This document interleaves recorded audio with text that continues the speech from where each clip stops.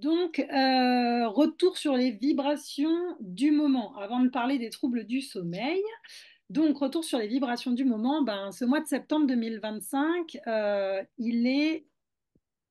euh, alors, excusez-moi, juste un petit message. Alors, je ne suis pas très douée pour faire... Ok, pas de souci, Maryse.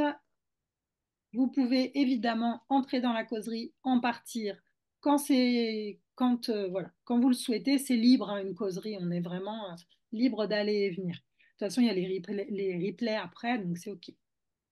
Donc, je disais que ce mois de septembre, il est particulier parce que, comme je le répète un peu depuis le début du mois maintenant, à chaque fois que j'anime des trucs, un mois de septembre, de manière générale, c'est toujours un amplificateur de l'énergie de l'année en cours.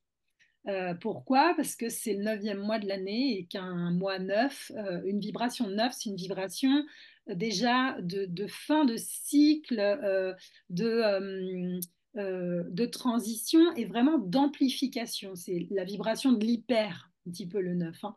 Et donc, un mois de septembre, tous les ans, ça vient toujours, je dirais, mettre le focus particulier sur les enseignements que nous sommes invités à tirer de l'année universelle en cours et puis par ricochet de nos années personnelles respectives. Voilà. Et donc, là, ce mois de septembre 2025, ce qu'il a de particulier, ben, c'est que c'est un mois de septembre, donc neuvième mois, d'une année qui vibre aussi neuf. Donc en fait, on est sur un mois universel neuf, donc ça, on est vraiment sur un amplificateur d'amplificateur. Ça amplifie plus, plus, plus. Et comme il y a aussi un jour qui vibre 9, un jour qui vibre 18 et un jour qui vibre 27 dans le mois de septembre, on a tout un intervalle qui peut correspondre dans ce mois-là. Ce mois-là, c'est vraiment un portail. Il y a une dimension de portail vibratoire énergétique qui est là, à mon sens, pour nous amener à prendre conscience d'un ensemble de choses. Et ce dont je vais vous parler là maintenant, justement, c'est comment est-ce que ça dialogue avec l'astrologie et qu'est-ce que la pleine lune du 7 septembre et surtout la nouvelle lune là qui a eu lieu hier soir viennent nous dire en lien avec quels enseignements on a à tirer et surtout où on en est aujourd'hui, quelle est l'invitation vibratoire du moment pour terminer ce cycle et en rouvrir un autre. Parce que septembre, il reste derrière octobre, novembre, décembre, l'année 2025 touche à sa fin. Et puis, c'est surtout que l'année 2025, comme je viens de le dire, c'est une année neuve.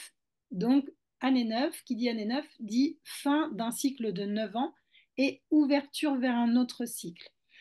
Sur le plan astrologique, ça fait déjà une année, 2 ans même, ouais, 2 ans même, 2 bonnes années, que ça bouge beaucoup sur le plan astrologique, puisqu'on a eu un mouvement des planètes lentes, les unes après les autres, qui sont arrivées dans d'autres signes. Je vais vous partager la carte du ciel de la nouvelle lune d'hier soir, comme ça je peux vous montrer de quoi je parle pour les gens qui ne connaissent pas trop l'astrologie. Enfin, je pense que ça vous parlera mieux d'avoir quelque chose de visuel sous les yeux. Alors, je vais juste partager mon écran. Hop, voilà.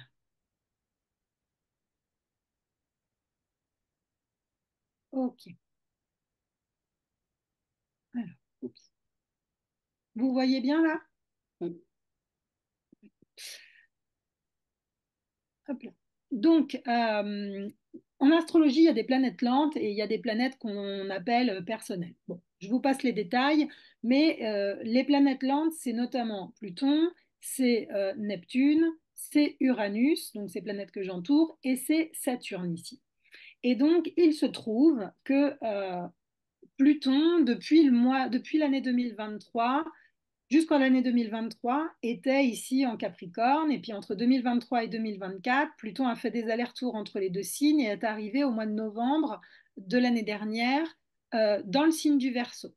Et dans la continuité, donc ce qui a généré un grand changement sur le plan vibratoire, je ne vais pas vous refaire toute l'histoire, il y a d'autres vidéos là-dessus, puis j'en avais posté aussi, Mais voilà, on passe d'un signe de terre, d'une énergie de terre plutôt introvertie, je dirais, la vibration du Capricorne, à une vibration Verseau qui est un signe d'air avec une vibration beaucoup plus extravertie et beaucoup plus électrique, là où le Capricorne va être plus réfléchi. Voilà.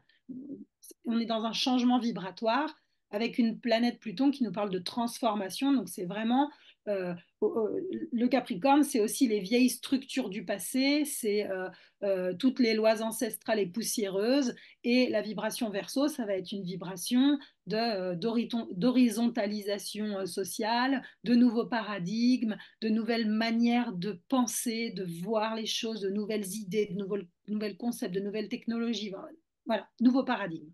Donc, transformation des anciens schémas pour nous ouvrir à de nouveaux paradigmes, mais au sein duquel le collectif, où je dirais que l'individualité soit un maillon valorisé du collectif et qu'on ne glisse pas dans une forme d'individualisme. Pluton, Verseau, on pourrait glisser, la vibration Verseau pourrait glisser dans de l'individualisme et alors que la vibration Verseau, elle nous dit bien qu'on est tous et toutes une grande chaîne humaine, qu'avec le Verseau, c'est l'individu qui est au centre, hein. Enfin, c'est l'individu auquel on va s'intéresser en premier parce que c'est en s'intéressant à l'individu et en permettant à l'individu de libérer sa singularité et de prendre conscience, de libérer pleinement sa singularité, sa liberté d'être, sa liberté de penser, il va pouvoir apporter la meilleure contribution possible au collectif. Voilà. Donc, un petit peu l'idée de cette histoire-là. Et dans la foulée du passage Pluton ici à cet endroit-là, il y a eu Neptune-Saturne qui ont aussi bougé. Je vais en parler, donc je ne rentre pas dans le détail, je vais en parler maintenant, qui ont bougé et qui sont passés du poisson, vibration d'eau, donc aussi plutôt de l'ordre de la gestation, enfin de quelque chose qui est en gestation intérieure, d'une connexion avec son monde intérieur profond à la vibration bélier, où là, on est vraiment dans un signe de feu créateur, d'extériorisation, de renaissance. Et, euh, et l'autre planète lente, qui est Uranus, qui est aussi passé cet été, après 7 ans de voyage dans le signe du taureau, de terre, plutôt introversion, signe de lenteur, résistant au changement parce qu'il a besoin de sécurité, etc., qui arrive dans le signe des Gémeaux, où là, les Gémeaux, c'est plein d'expérimentations nouvelles, c'est des échanges, c'est du mouvement, c'est de la curiosité d'esprit, de la vivacité d'esprit, etc.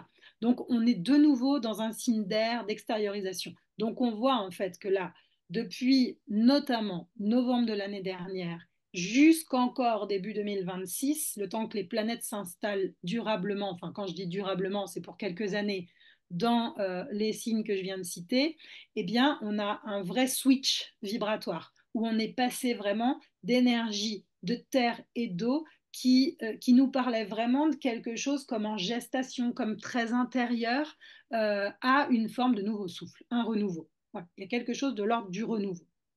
Euh, de nouvelles dynamiques, de nouvelles idées. Enfin, il y a un élan d'extériorisation avec, sur le plan astrologique. Voilà.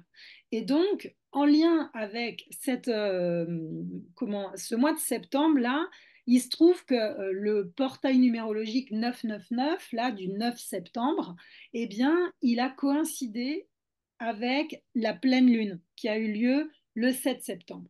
Et cette pleine lune, elle a eu, alors, je vous parlerai après de cette très belle configuration qu'on a sous les yeux, mais cette pleine lune, elle a mis en lien, ici, on avait du coup la lune qui était à côté de Neptune et de Saturne, et le Soleil qui était là en bas. Donc, cette opposition-là, on l'avait déjà. L'opposition, c'est les traits rouges, là, que vous voyez. Et là, donc, ça venait nous dire le soleil, il éclaire, le nœud sud, juste à côté du nœud sud, le soleil, il est venu éclairer, là, en début du mois de septembre, ce qu'on avait besoin. Le nœud sud, ça va nous parler des portes du passé. C'est vraiment le passé, c'est les bagages qu'on traîne derrière soi et dont on a besoin de se libérer pour pouvoir cheminer vers le nœud nord. Donc le soleil, il est venu éclairer un petit peu ces bagages, ces valises du passé qui commencent à devenir trop lourdes et dont on a besoin de se délester pour pouvoir cheminer vers notre nœud nord. Et notre nœud nord, il est juste à côté ici de Saturne et Neptune. Et Saturne, c'est les structures, je vous le disais, et donc vers une dissolution en Poisson de structures du passé qui peuvent être devenues illusoires pour aller vers justement la reconstruction de structures qui soient plus alignées avec nos aspirations, avec nos rêves. Mais cette configuration, elle implique qu'on ne peut plus se raconter d'histoire. C'est fini, dans le sens où là, avec l'énergie vierge-poisson qui est très, très, très mise en lumière, et notamment hier, là, avec cette nouvelle lune en vierge, hein, donc ça, c'est vraiment le thème de la nouvelle lune, ça nous dit, ça vient répéter ce que nous a dit la pleine lune, je vous le résume, hein, mais voilà, et ça nous dit, avec Mercure juste à côté en plus, là, ouvre les yeux, arrête de te raconter des histoires. Il est temps de voir et de regarder, d'accepter de regarder avec discernement, avec clarté, avec discernement, ce que tu veux plus traîner du passé, en fait. Et de t'ouvrir à autre chose, d'accepter de laisser se dissoudre ces vieux schémas, ces vieilles croyances, peut-être certaines relations aussi, certaines manières de voir le monde. Il y a vraiment cette invitation en fait à laisser ça se dissoudre pour pouvoir créer l'espace d'autre chose. Qu'est-ce qui se passe? Il se passe que quand c'est des vieilles structures sur lesquelles on s'est construit, voir quand c'est des vieilles structures qu'on se traîne depuis des générations et des générations et qui ont constitué pardon, le squelette psychique de chacune des personnes de la famille, eh ben, ça peut être extrêmement angoissant, anxiogène de lâcher ces vieilles structures. Parce que comme ça constitue notre squelette, c'est ce qui nous tient debout en fait. Si on les lâche, ces structures, et si on les lâche trop vite, ça c'est important, et ben on s'écroule, on ne tient plus debout. Donc, ce que cette nouvelle lune-là, elle nous dit aussi que c'est un processus qui demande un peu de temps, qui va nous demander un peu de temps et d'accepter qu'il faille un petit peu de temps. Là, on peut se dire que la temporalité, elle peut équivaloir au passage de Saturne en bélier. Et Saturne reste à peu près 3 ans dans chaque signe. Donc on va se dire que tout le temps où Saturne va passer en bélier, Saturne, le bélier, c'est vraiment le premier signe du zodiaque, c'est celui qui donne l'impulse, hein, c'est l'impulse du printemps où après tout ce temps où la nature a été en sommeil, eh ben, il y a les premières pousses qui vont ressortir, donc c'est vraiment cette renaissance. Et donc, avec Saturne, ben, Saturne qui passe en bélier, c'est comme si le temps de la renaissance, là, ça pouvait pas être quelque chose d'impulsif et de rapide comme ce qui est habituellement l'énergie du bélier. Mais avec Saturne, ça dit, bah, pour pouvoir réimpulser des nouvelles dynamiques, des nouveaux schémas, il faut prendre le temps que ça se fasse euh, euh, étape par étape pour pouvoir, enfin avec Saturne, c'est pas tant étape par étape, c'est de manière structurée avec vraiment la confiance dans le fait que le temps est un allié précieux qui permet de solidifier les fondations. Voilà. Donc, quand je dis qu'il faut du temps, on est sur cette période-là, à mon sens. Euh, et donc là, la période, elle vient ouvrir quelque chose à cet endroit-là. Donc, je disais, structure qui s'effondre ou qu'on est appelé à laisser se dissoudre. Et puis, du coup, quand on laisse se dissoudre, ça crée un espace vide. Et le vide, il peut être très angoissant. Donc là, ça va être de se questionner avec quoi je veux re-remplir ce vide, par quoi je veux remplacer ce que je décide de lâcher. Ce que je décide de lâcher, ça peut être voyez, ici à côté, en fait, on a ce qu'on décide de lâcher, ça va être en lien avec ces traits rouges que je vous montre sur le côté là. Ces traits rouges, c'est des carrés et c'est, on va dire, des conflits existentiels qui viennent dynamiser le reste. Évidemment, là, je vous parle de les messages de la nouvelle lune, mais sur un plan plus individuel. Donc, sur un plan collectif, vous en tirerez les conclusions que vous voulez, mais c'est évidemment le même dynamique vibratoire.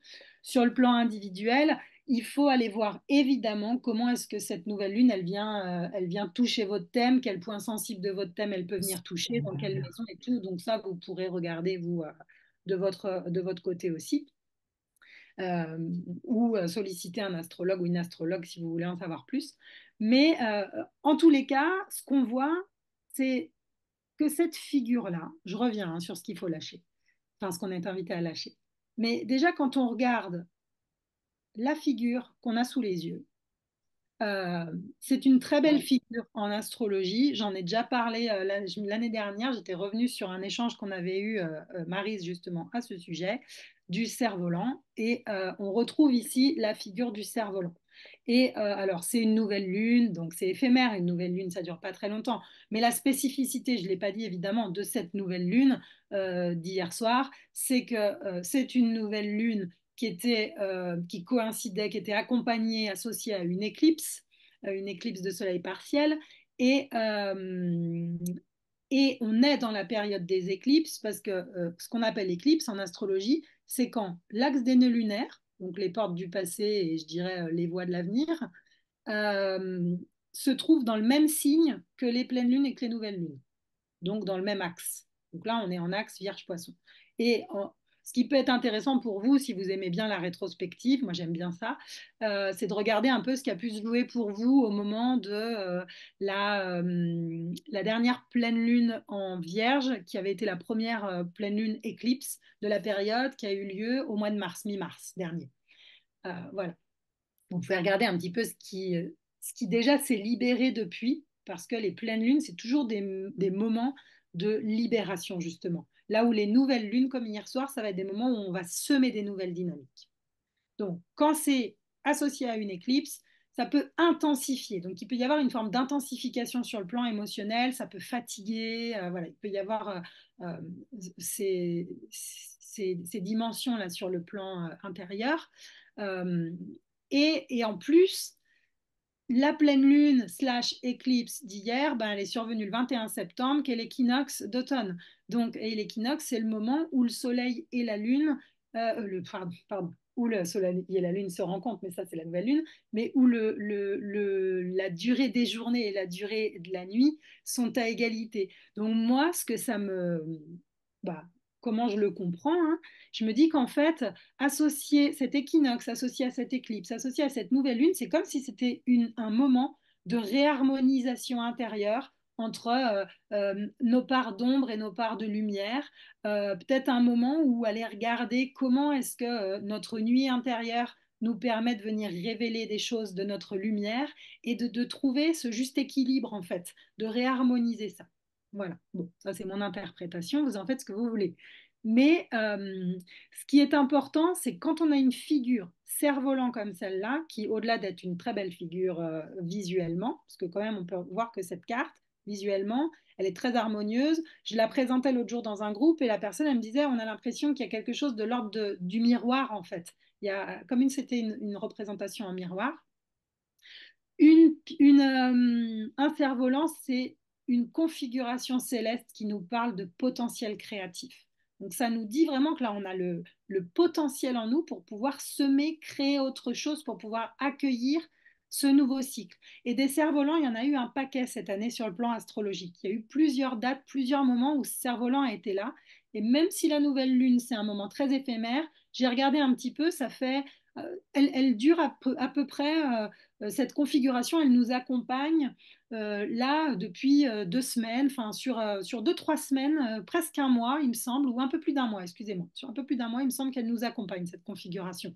Donc, elle n'est pas là très longtemps, mais elle est quand même là. Et le point focus, la tête, ce qui stimule vraiment, je dirais, le pourquoi de ce qu'on a besoin de laisser se dissoudre et de recréer, c'est vraiment cette histoire des vieilles structures dont on n'a plus besoin. Et avec la dimension profonde d'arrêter de se raconter des histoires. Donc on est invité, avec la vibration de la Vierge, à faire un inventaire. Un inventaire, la Vierge est très pragmatique. Donc, et en plus, elle a ce talent particulier d'être très analytique, d'avoir une attention particulière aux détails. La Vierge, c'est vraiment la vibration du discernement du zodiaque. Donc en fait, l'idée, c'est de faire un inventaire sur ce qui fonctionne et ce qui fonctionne plus dans notre vie, ce qui nous épanouit, ce qui nous épanouit plus, et de regarder la vérité en face avec la Vierge, hein, euh, de sortir du monde des illusions, de sortir du monde de se raconter des histoires en poisson. On peut se raconter plein d'histoires en fait. Et là, c'est vraiment arrêter de se mentir à soi-même, de s'auto-trahir, regarder la vérité en face. Ça ne veut pas dire acter les choses tout de suite. Ça veut dire regarder la vérité en face et mettre en place ce qu'il faut pour engager du tri, du nettoyage, ce qu'on garde et ce qu'on laisse de côté. C'est ça en fait, hein. La Vierge, elle a cette fonction de nous permettre de dégager ce qui est toxique pour nous et de garder pour nous ce qui va être nourrissant. Voilà. Donc ça demande un petit peu de réorganisation personnelle, de réorganisation intérieure. Euh, voilà, ça peut demander aussi avec la vibration de la Vierge de sortir aussi d'une tendance à être dans la critique, dans le pinaillement, si on peut dire ça comme ça, dans l'hyper-exigence, parce que la Vierge, elle peut avoir ce côté aussi à être euh, hyper exigeante, mais du coup, l'hyper exigeante, ça amène à être dans la critique, à pinailler, à plus voir la beauté du paysage. Donc là, ça nous demande vraiment de regarder tout ça en face et puis d'identifier ce qui a besoin d'être dissous pour pouvoir structurer autre chose. Voilà. On est vraiment sur quelque chose de structurel, donc avec lequel vous cheminez depuis longtemps. Et comme je le disais, y compris avec lequel peut-être que vous pouvez cheminer euh, euh, depuis, enfin que vous pouvez porter du cheminement aussi de vos ascendants, de vos ancêtres, qui peut être transgénérationnel. Et peut-être que vous pouvez le voir aussi dans le regard de vos enfants et dans les réactions de vos enfants. Vous voyez, on est sur quelque chose de structurel sur du temps long. Et là, l'idée, c'est que en cette fin de cycle, c'est d'accompagner cette fin de cycle en se disant qu'est-ce que je laisse là et avec quoi je recommence. Voilà. Et donc, ce que je vous disais par rapport à ces deux carrés là sur le côté, sur le qu'est-ce qu'il y a à lâcher, ben, vous voyez, les deux carrés, c'est important les traits rouges, hein, les carrés là, ou bien les oppositions, parce que ça stimule les configurations toutes bleues en astrologie. Et donc, les carrés, donc je vous disais, c'est un peu des conflits existentiels, des conflits intérieurs.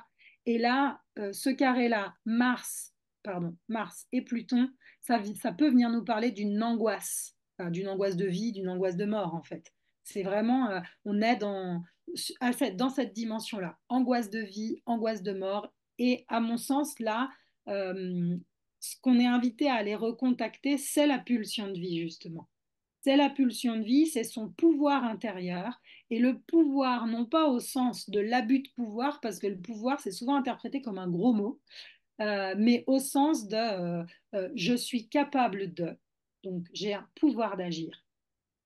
Et je m'autorise à, dans ces deux dimensions du pouvoir intérieur. Et Mars, c'est vraiment, ça peut être un guerrier, mais qui engage des luttes guidées par la colère, et du coup, ça va être des luttes qui vont être absolument pas constructives, mais totalement destructrices, et c'est bien là, hein. Ou ça peut être un guerrier lumineux qui nous permet de recontacter en nous-mêmes cette force de vie, cette pulsion de vie qui va nous permettre d'acter, d'engager, d'agir, d'avancer, et puis de répondre aux désirs de Vénus ici, à nos désirs intérieurs. Donc là, ce que cette configuration-là, elle pourrait nous dire aussi, c'est que il y a beaucoup de colère et que la colère, elle a besoin aussi d'être transformée pour qu'on puisse recontacter. Alors déjà, l'accueillir, hein, on est d'accord que l'idée, c'est pas de lutter contre ces vieux schémas. Je l'ai peut-être pas dit, mais l'idée, c'est d'accueillir ces vieux schémas. Comme un vieux copain ou une vieille copine pour lequel ou laquelle on peut avoir un peu de compassion aujourd'hui. Parce qu'on voit qu'il nous fait souffrir ce vieux schéma, mais on voit aussi que ce vieux schéma, ben, il ne sait pas comment fonctionner autrement. Donc c'est vraiment de l'accueillir et de lui dire je te vois fonctionner et j'observe aussi les conséquences que tu as sur moi. Et je te remercie d'avoir été à mes côtés, présent pour moi, de m'avoir accompagné depuis tout ce temps ou d'avoir permis à ma famille de survivre. Mais aujourd'hui, je n'ai plus besoin de toi et j'ai besoin de recontacter autre chose. Et derrière tout ça, la colère transformée en positif, ça donne vraiment euh, ce que euh, c'est Franz Wellman qui a créé l'aptonomie, parce que je suis aptopsychothérapeute, donc on parle beaucoup de ce terme-là aussi. Il a évoqué l'agrédior. Et l'agrédior, c'est vraiment la pulsion de vie. C'est la pulsion agressive, c'est l'agressivité interne, mais non pas au sens d'une agressivité guidée vers l'attaque de l'autre, mais de cette ce qui va nous permettre cette énergie intérieure, ce feu créateur, si on peut le dire comme ça, qui va nous permettre d'agir. Voilà. Et de recontacter ce pouvoir d'agir. Je suis capable de, je m'autorise à. Donc, à mon sens, il y a cette direction-là à laquelle on est invité.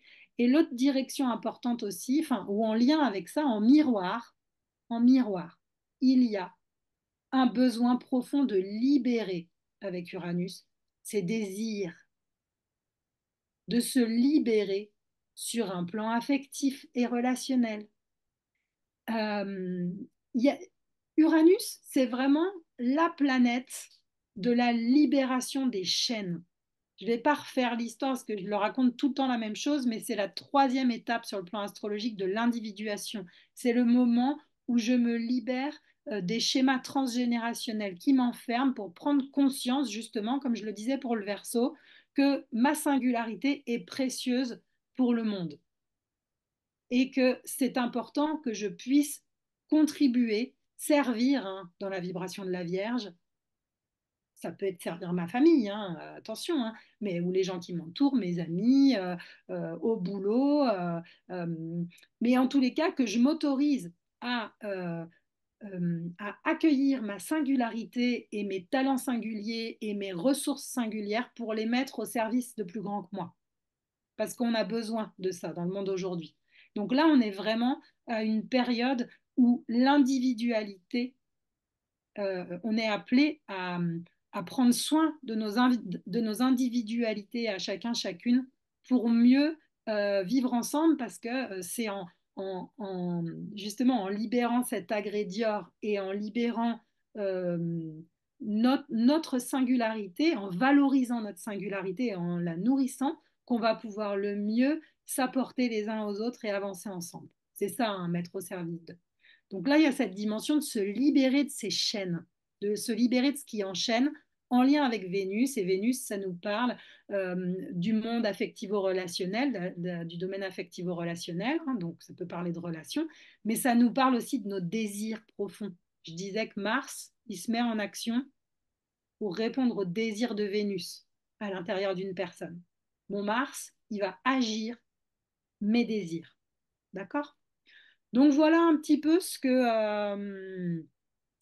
que cette période nous dit, ce à quoi on est invité et, euh, et ce qui est quand même assez intéressant, je l'ai déjà dit mais je le redis parce que c'est comme ça qu'on intègre en répétant, eh bien c'est la première fois depuis un peu l'histoire de l'humanité qu'on a des planètes lentes, donc comme Pluton, Neptune, Saturne là, et Uranus, qui dialoguent ensemble harmonieusement. Vous voyez, elles sont toutes reliées par ce triangle bleu là. Donc ça veut dire que là, pour le coup, elles ont décidé de toutes fonctionner ensemble pour nous accompagner et pour nous guider.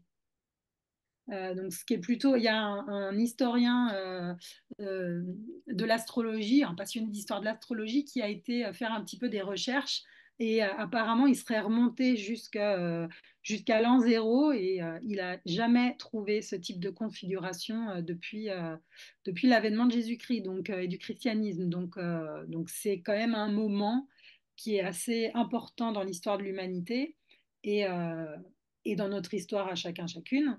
Et puis, voilà. Donc, on voit bien comment là, les vibrations astrologiques et les vibrations numérologiques, elles dialoguent les unes avec les autres, elles se répondent et puis elles nous soutiennent pour pouvoir cheminer vers plus d'épanouissement.